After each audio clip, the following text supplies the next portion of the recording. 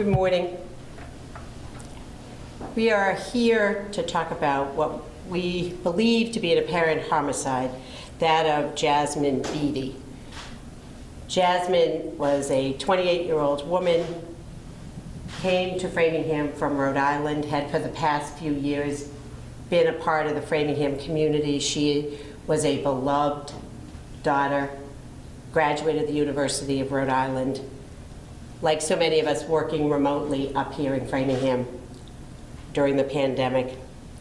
While we are, in fact, awaiting a ruling as to the cause and manner of Jasmyn's death from the Office of the Chief Medical Examiner, based on the evidence that we have gathered so far, the nature of the injury suffered by Jasmyn, which was a significant slash wound to the back of the neck. We are investigating this as a homicide.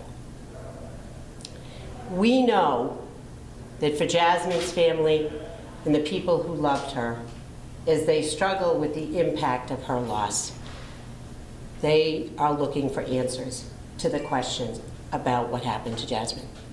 We know as well that residents of the community, the apartment community where Jasmyn lived, as well as of the city and the area, are looking for those answers. I'm able to tell you today what we do know, keeping in mind that we are very early in this investigation, what we will be doing going forward, and what we are asking the public to help us with, and how to respond. Beginning with what we do know, we know that 2 days ago, a man known to Jasmyn made a 911 call to the Framingham Police Department to report her death. When police arrived at the scene, they found Jasmyn suffering from the obvious traumatic injury, which I previously described. Immediately, the Framingham Police Department, working with state police assigned to the Office of the District Attorney, began an active investigation as to what had happened. That has included police canvassing the area, interviewing numerous individuals, looking across the area of the apartment complex for surveillance video. We know that there are no cameras on the property itself, so we're looking in surrounding areas for video that will hopefully be helpful. And we've been actively searching for forensic evidence and submitting items discovered for forensic testing. That's where we have been over the last day and a half. We understand, as I mentioned, that the community is on edge. The sense of safety has been shaken by Jasmyn's death and by uncertainty as to what brought her to that moment. Right now, unfortunately, we are not able to say in these early stages whether this was a random attack or was committed by someone known to Jasmyn. That is particularly troubling for the residents of the Halstead apartment complex where Jasmyn lived. We know that what we are saying today, while it provides information, does not restore the sense of security that we all so desperately seek in our home. We are encouraging members of the public, particularly those living in that area, to remain vigilant, to take normal safety precautions, locking doors, keeping lights on, that sort of thing, and do not hesitate to report anything that seems unusual or suspicious in that area. Framingham Police will be providing an extra presence. In addition, as our officers are continuing that active investigation, people have seen and will continue to see an increased police presence in that area. We are also very urgently calling upon the public for their help. We're asking you to think back to the early morning hours of Tuesday, May 25th, thinking about whether you may have seen or heard something that either seemed unusual or now, in light of knowing what happened, may have attached additional importance to. If you have a piece of information, no matter how small, it may be helpful to us. We're asking you to call the Framingham Police Department We'll be posting that number, but as well, it is 508-872-1212, the main number for the Framingham Police Department. We are committed, as this case moves forward, to continuing to provide, both to Jasmyn's family and to the community, updates as we have those. And we understand fully that for everyone, those updates and additional information cannot come fast enough. And finally, Jasmyn's family has asked that their privacy be respected in this very difficult time as they deal with the loss of their beloved daughter. I'm now going to turn the podium over to Mayor Spicer, the Mayor of the City of Framingham, who will address the community impact, and then we'll be happy to take a few questions. Mayor? Thank you.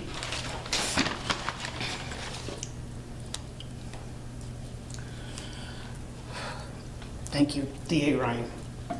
Framingham is a living and breathing being with a pulse and a conscience and a heart. This community includes our reactions to violence. On Tuesday, Jasmyn Beatty, a 28-year-old woman, found stabbed in her apartment.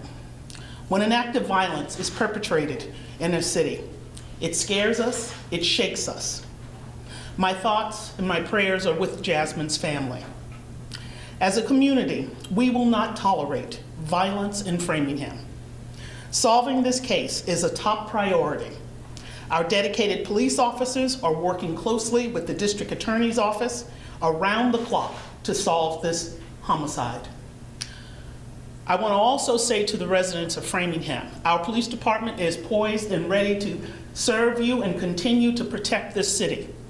They are making extra trips throughout this area, but also, please, if you see something, please call.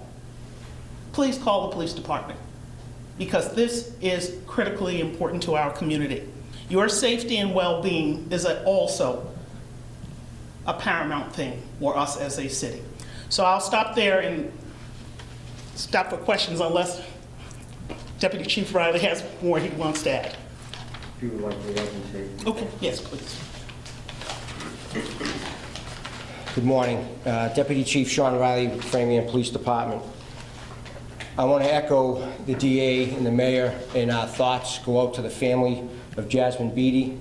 I want to thank the team from the DA's office, State Police, our detectives and patrol officers that have been working around the clock trying to solve this case. These are not easy cases to solve, but their teamwork and their professionalism is showing through in what we're doing so far. So thank you. Also to the residents up at Halstead Apartments, I want them to know that we are always up there anyway, but we have increased our patrols since this event occurred, and we will stay up there, and we will answer any questions we can from them. And you know, there's a sense of anxiety because like the DA said, we can't tell you exactly what happened here, but we want to be there for those residents specifically at this time. As far as the safety concerns go, I believe they have a safe community up there. That's important for them to know. We will be there to serve them. We have 24/7 coverage, so please, if you see something, call us. We would rather investigate suspicious activity and it be nothing than that one time where it is something and we can actually help. So please, call us. Thank you. Thank you, Deputy. And now, keeping in mind that we are in the very early days of this investigation, I'm happy to take a few questions. Have police been up there for any other issues related to her, domestic issues, perhaps, that you've looked into in the past? We have no history with that particular individual. And you mentioned that you're going to step up patrols. We were there this morning and a couple of mornings ago. You know, police have been there back and forth, but we didn't see patrol cars that were marked either of those days. Is this ramped up enforcement started, or is that going to happen next?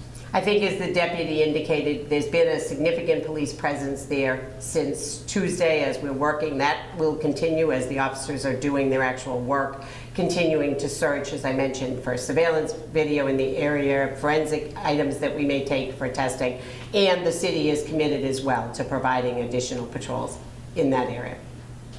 Did you find a weapon? Can Can you share about That's that? not something we're discussing at this point. And have there been problems at the complex other than this that police respond to frequently? Well, as you can see, and as the deputy mentioned, it's an extraordinarily large complex, lots of people living up there. It would not be unusual for police to be making visits or going to that place over the course of time. But nothing violent as this? As I said, there would obviously, there's a space and time, and people would have responded to a complex like that, not specifically.